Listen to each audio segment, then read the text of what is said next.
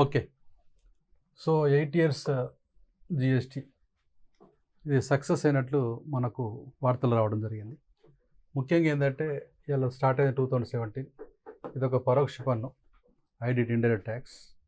తర్వాత ఐటీసీ, ఇక్కడ first pay చేసేవారు ఉత్పత్తిదారుడు, తర్వాత ప్రభుత్వం ఉత్పత్తిదారుడికి ఇస్తుంది ఐటీసీ రూపంలో, రైట్. తర్వాత ఇది ఎస్పీటీ, సింగిల్ పాయింట్ ట్యాక్స్, అంటే ఎవరి ట్యాక్స్ వాళ్ళే కట్టేసుకుంటారు, అంతేగాని ఉత్పత్తిదారుడు ముడిపాలదార ఇది ట్యాక్స్ కట్టే క్వశ్చన్ లేదు. కాబట్టి ఇది not double point tax, it is single point tax.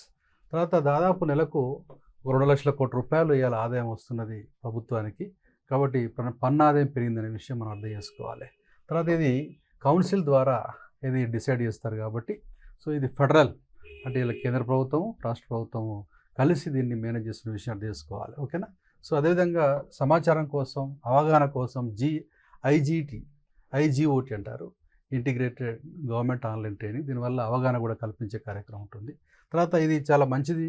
దీనివల్ల ఇది అంటే ఒక పాజిటివ్ దృక్పథాన్ని 22లో 59% చెప్తే 24లో 84%, అంటే దీనిపైన పాజిటివ్ అనే కాన్సెప్ట్ పెరుగుతున్న విషయాన్ని అర్థం చేసుకోవాలి. తర్వాత ఇది one nation one tax throughout the India.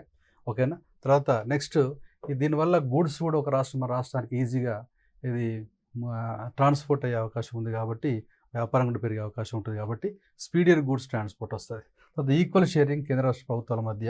కాబట్టి ఒక federal tax, no multiple taxes, only single point tax, not multiple tax అనే విషయం అర్థం చేసుకోవాలి. తర్వాత నెక్స్ట్ మోర్ ఇది రిఫార్మ్స్ అనేది ఇక్కడ అవసరం అవుతుంది, ఇంకొన్ని చేయాల్సి వస్తుంది. తర్వాత ఇలా ప్రత్యక్ష పనులు కూడా జిఎస్టీ తరహాలో, ఐడిటి తరహా లోపల ఇలా ఏ రకంగా మనం జిఎస్టీ స్టార్ట్ చేసినామో ఇలా డైరెక్ట్ ట్యాక్స్ విషయంలో కూడా మార్పులు రావాలి, రిఫార్మ్స్ రావాలి. అది డిటిసి అంటారు, direct tax code. Okay, right.